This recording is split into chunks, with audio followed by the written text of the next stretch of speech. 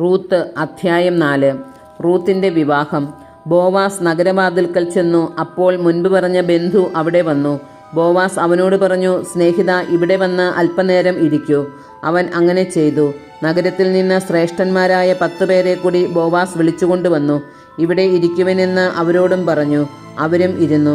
ബോവാസ് തൻ്റെ ബന്ധുവിനോട് പറഞ്ഞു, മോവാബ് ദേശത്തു നിന്ന് തിരിച്ചു വന്ന നവോമി നമ്മുടെ ബന്ധുവായ എലിമെലെക്കിൻ്റെ നിലത്തിൽ ഒരു ഭാഗം വിൽക്കാൻ പോകുന്നു. അത് നിന്നെ അറിയിക്കണമെന്ന് ഞാൻ കരുതി. ഇവിടെ ഇരിക്കുന്നവരുടെയും എൻ്റെ ജനത്തിലെ ശ്രേഷ്ഠന്മാരുടെയും സാന്നിധ്യത്തിൽ നീ അത് വാങ്ങുക എന്ന് പറയണമെന്നും ഞാൻ ആഗ്രഹിച്ചു. മനസ്സുണ്ടെങ്കിൽ നീ അത് വീണ്ടെടുക്കുക. താല്പര്യമില്ലെങ്കിൽ എന്നെ അറിയിക്കുക. അത് വീണ്ടെടുക്കാൻ നീയല്ലാതെ മറ്റാരുമില്ല. നീ വീണ്ടെടുക്കുന്നില്ലെങ്കിൽ അത് ചെയ്യേണ്ട അടുത്ത ആൾ ഞാനാണ്.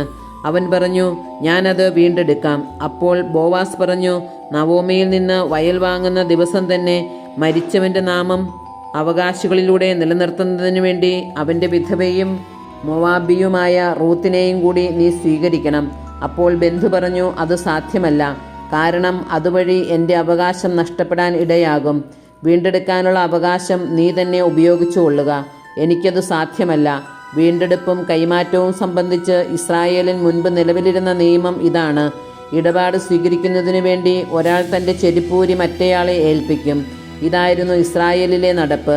അതനുസരിച്ച് നീ വാങ്ങിക്കൊള്ളുക എന്ന് പറഞ്ഞ് ആ ബന്ധു തൻ്റെ ചെരിപ്പൂരി. അനന്തരം ബോവാസ് ശ്രേഷ്ഠന്മാരോടും മറ്റുള്ളവരോടും പറഞ്ഞു, എലിമെലേക്കിൻ്റേതും മഹലോൻ, കിലിയോൻ എന്നിവരുടേതുമായ എല്ലാം നവോമിയിൽ നിന്ന് ഇന്ന് ഞാൻ വാങ്ങി എന്നതിന് നിങ്ങൾ സാക്ഷികളാണ്. മൊവാബിയും മഹലോൻ്റെ വിധവയുമായ റൂത്തിനെ ഭാര്യയായി ഞാൻ സ്വീകരിക്കുന്നു. മരിച്ചവൻ്റെ നാമം സഹോദരന്മാരുടെ ഇടയിൽ നിന്നും ജന്മദേശത്തു നിന്നും മാഞ്ഞു പോകാതിരിക്കുന്നതിനും അനന്തരാവകാശികളിലൂടെ അത് നിലനിർത്തുന്നതിനും വേണ്ടിയാണിത്. ഇന്ന് നിങ്ങൾ അതിന് സാക്ഷികളാണ്. അപ്പോൾ ശ്രേഷ്ഠന്മാരും നഗരകവാടത്തിൽ നിന്നിരുന്നവരും പറഞ്ഞു, ഞങ്ങൾ സാക്ഷികളാണ്.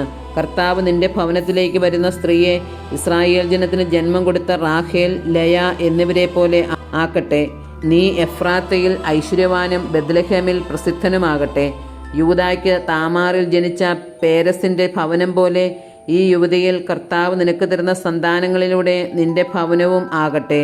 അങ്ങനെ ബോവാസ് റൂത്തിനെ സ്വീകരിച്ചു. അവൾ അവൻ്റെ ഭാര്യയായി.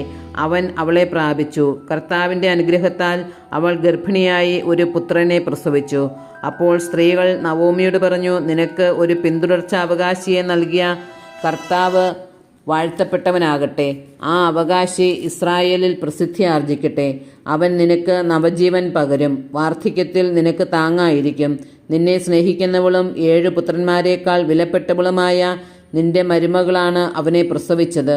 നവോമി ശിശുവിനെ മാറോടണച്ചു. അവൾ അവനെ പരിചരിച്ചു. അയൽക്കാരായ സ്ത്രീകൾ നവോമിക്ക് ഒരു പുത്രൻ ജനിച്ചിരിക്കുന്നു എന്ന് പറഞ്ഞ് ഓബദ് എന്ന് അവന് പേരിട്ടു. അവൻ ദാവീദിൻ്റെ പിതാവായ ജസ്സയുടെ പിതാവാണ്. പേരസിൻ പിൻതലമുറക്കാർ ഇവരാണ്. പേരസ് ഹെബ്രോൻ്റെ പിതാവാണ്. ഹെബ്രോൻ രാമിൻ്റെയും രാം അമീനാദാബാദിൻ്റെയും അമീനാദാബാദ് നഹ്ഷോൻ്റെയും നഹ്ഷോൻ സൽമോൻ്റെയും സൽമോൻ ബോവാസിൻ്റെയും ബോവാസ് ഓബദിൻ്റെയും ഓബദ് ജസ്സയുടെയും ജസ്സെ ദാവീദിൻ്റെയും പിതാവാണ്.